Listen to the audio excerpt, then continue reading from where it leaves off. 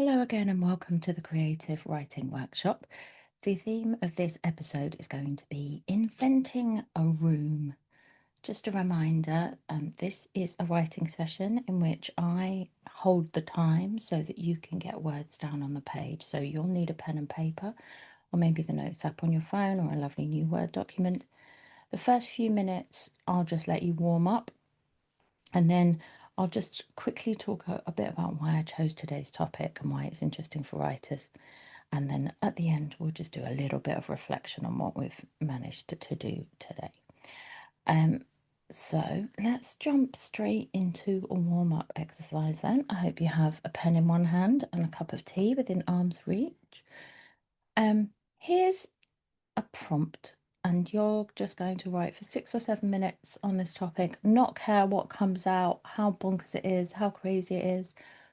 The idea of a warm-up is that we maintain momentum and we free ourselves of any kind of self-judgment or self-censorship. So the warm-up today is going to be this statement. I can't stand the fact that this is such a mess. I hate mess.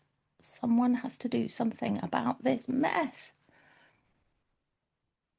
So you can keep writing from there, or you can just take one or two words as your jumping off point. Off we go.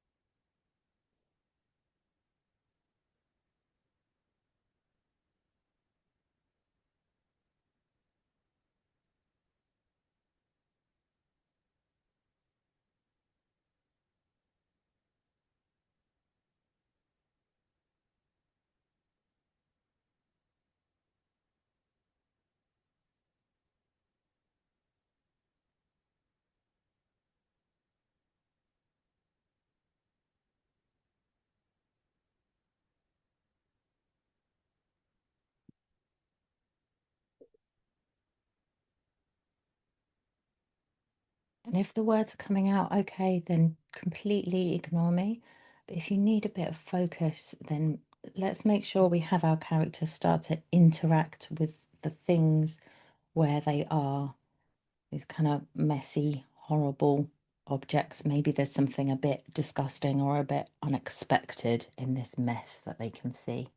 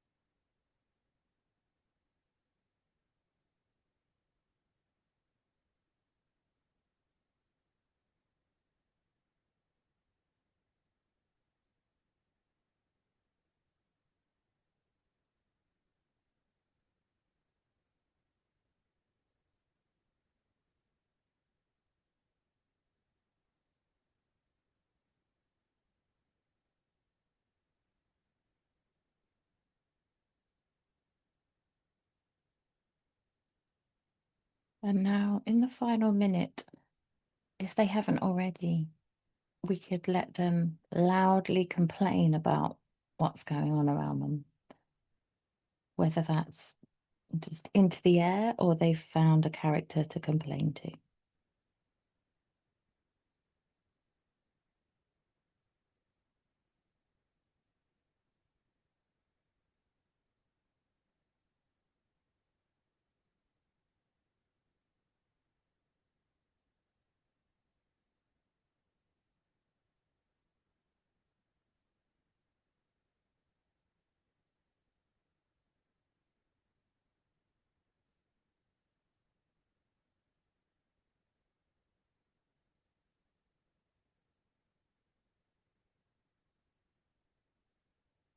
And now we're going to finish up our warm up. I'd invite you to spend the last kind of 20 seconds finding a deliberate place to come to a pause.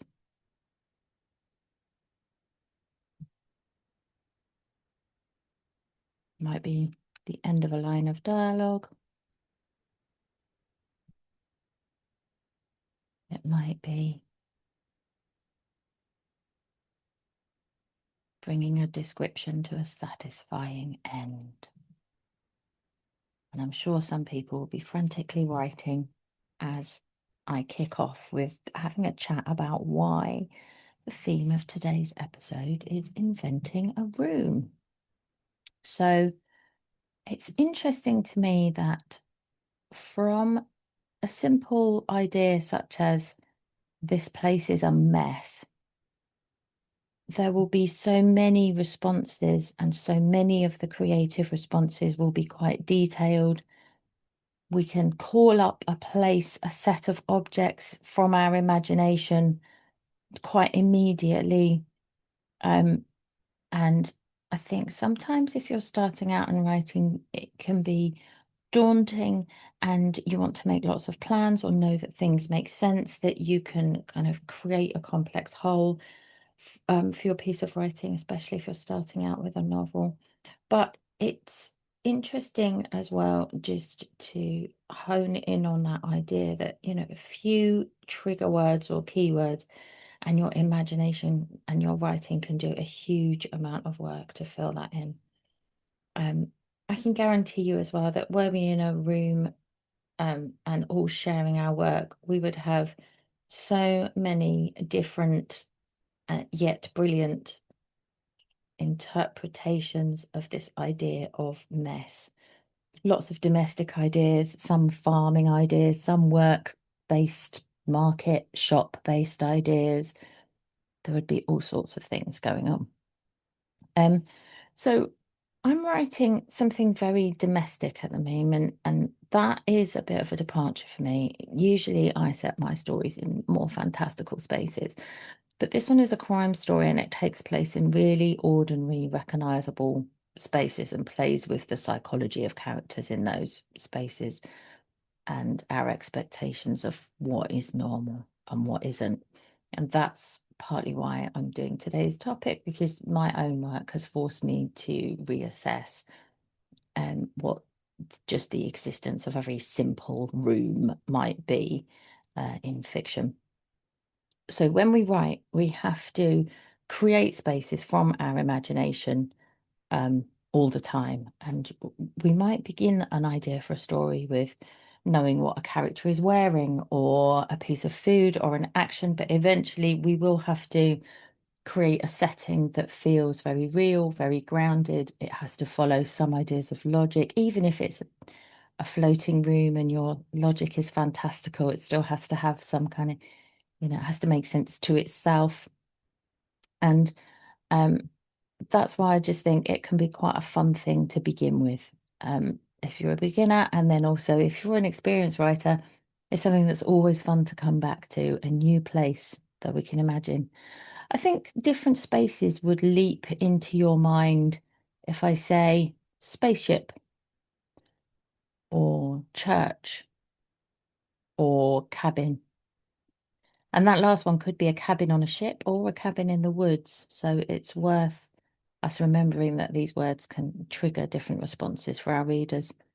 We have to be specific while also recognizing that readers will bring their own experience to our work. So, for instance, lots of people might imagine that a church is, big and it has arches and pews and stained glass windows overhead.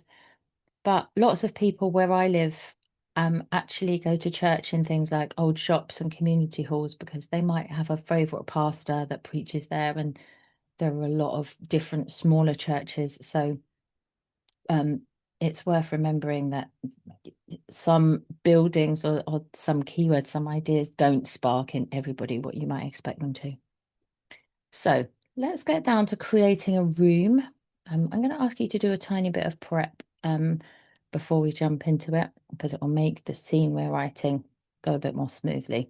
So in a moment, I'm going to ask you to invent a room, and the person in the room is not supposed to be there. They are going to be looking for something. Let's write down and make some notes about the object they are looking for. So you can decide any object you like. It could be as small as a coin, as large as an oil painting. How big is it? Will it fit in the palm of their hand or their pocket? Is it a document? There are all kinds of different documents we might try and find.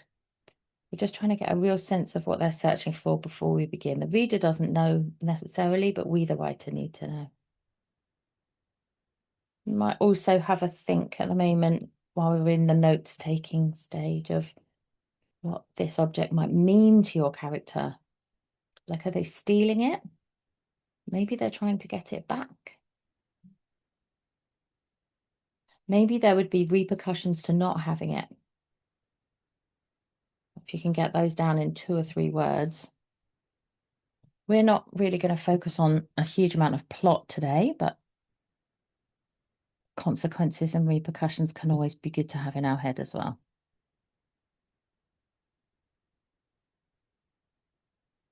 So we know now something about the object our person is going to look for. We don't necessarily know anything about the person. As with all my prompts, if you've got a work in progress, this can be a fun one to do for like a minor character. You can find out a bit more about them. But also you can just start writing and see what kind of person materializes on your page. That's always really fun. And you could write this in the third person, and that would give you like a bird's eye view of the room and the person in it. And your narrator can then choose what details to focus on. Or you can write it in the first person, and your reader will discover the room through the eyes of your character. And if you usually write in one of those voices and never in the other one, then maybe today you could choose to have a change, because this is just a little writing workshop with no consequences, or you can stay in your comfort zone. Up to you. So you're going to imagine a room. I'm not going to give you any further prompts on the room. In your opening sentences, maybe just establish like where the light is coming from. So it'd be interesting to know how we can see some of the things in this place. And a person comes in and they begin to search it.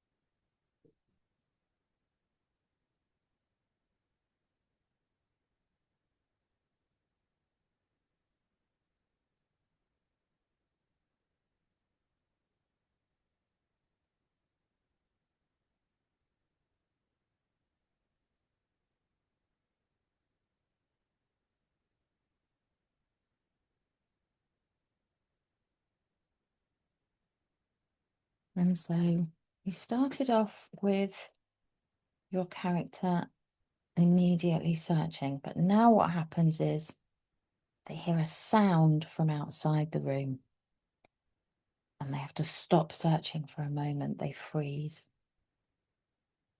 Perhaps they even duck down and hide.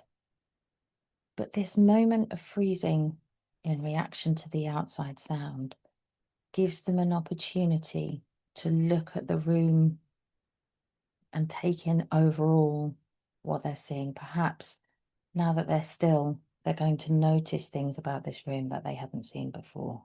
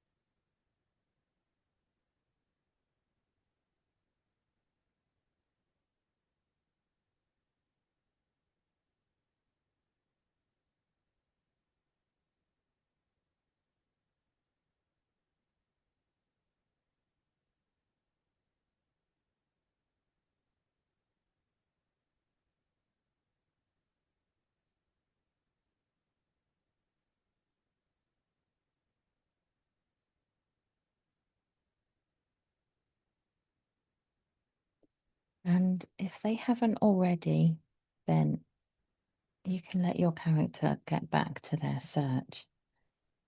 Maybe as the next few minutes go by, that search needs to get faster and faster, more hurried, more desperate. You can focus in on the texture and the weight of the objects that they interact with, the things in the room, whether they're curtains or desk drawers or kitchen equipment, whatever suits your room, Remember that all of these objects have a very physical, heavy presence.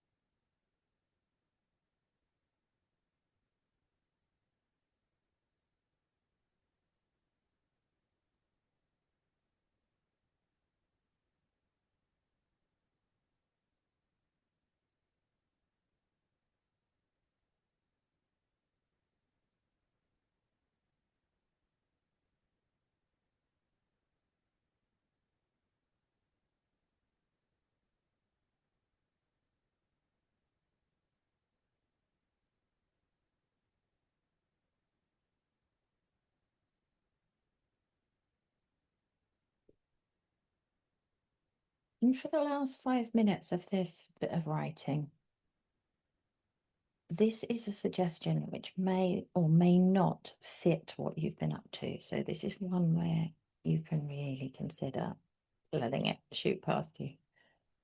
But maybe your character notices something kind of strange, something off about the room.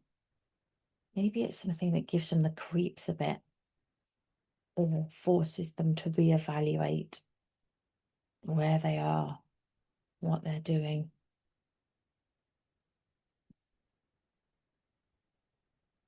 Have they been lured here?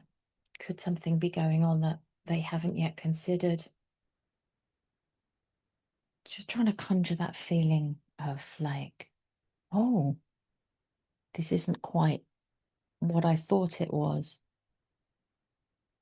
Perhaps it's an object in the room that tips them off. Perhaps it's some quality about the room itself.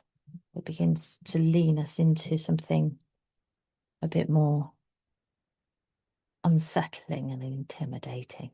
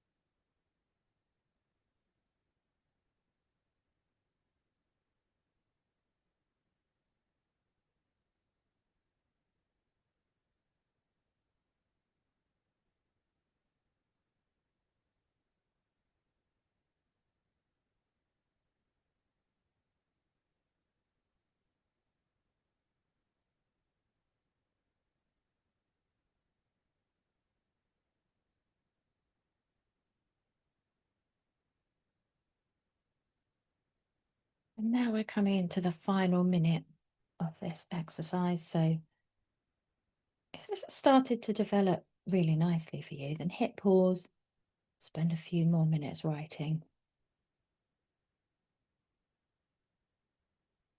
If you want to finish the podcast with me, you might want to find an intentional place to stop.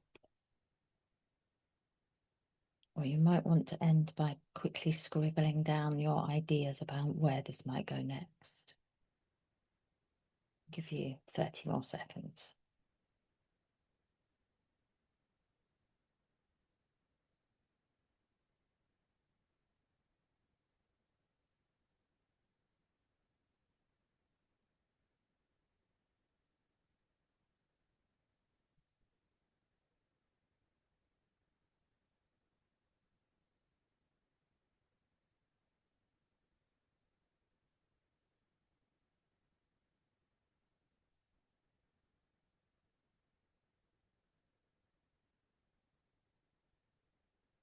So what I tend to be trying to do when I create these writing prompts and these writing sessions is illustrate to you, especially if you are starting out or if you've kind of been feeling blocked and stuck and you wanted some inspiration, to remind you that some simple concepts can make for interesting writing pieces and kick us off again. So half an hour ago, the room that you've just been in with your character did not exist. You have conjured it purely from your imagination. You've constructed that space using some of the basic elements of fiction. We had a character. That character wants or needs something. They have a mission, a goal, an objective, whatever kind of word you want to use, but there is a sort of element of plot there because they're searching for something. The nature of that search will probably bring out some of their characteristics. We would all approach a search differently. It might be worth in your reflection having a think about whether your character is very chaotic or very methodical, and what you can tell about this character just from how they behaved in the room when they heard something, when they froze, the details and objects that they have noticed and they have picked out and focused on. Their ideas about where something might be hidden can also betray a lot about their character. It's where they might hide something. We've also constructed this space not simply from, dimensions or descriptions about the height of the ceiling or whatever. We've put objects in it and furniture and things that the character had to interact with. And in the nature of that interaction, we have revealed to the reader a lot more about the room and the space that they're in. But we also had a moment where we allowed the character just to stop and have a look at the room. So that's one of the things that we're always doing when we're writing, is moving from the big picture and then zooming down into the details and then going back to the big picture again. And it's our job as writers to choose exactly when that happens, to choose exactly the focus of when we want to, a character who's obsessed with, finding a pen on a table or working out which book on the bookshelf might be a hidden compartment. We get to choose those details. And when your character suddenly can pause and take in the space around them, we get to choose those broad brushstrokes as well. So I hope today has been kind of inspiring to remind you that these very simple ingredients, just the idea of being in a room searching for something, allows our imagination to create a character, a place, a story, objects in the story, a goal. And potentially as part of your reflection, you might want to think about the owner of this room. What kind of place have you created? What could we tell about this person from the room that we've been in? Are they very rich? Are they poor? Do they collect objects? What are the things that are important to them? It can be worth having a read back and thinking, what sort of factual information have I now given the reader just in the process of inventing this room? I hope you enjoyed today's exercise, and just remember, this is really one that you can go back and do like over and over again.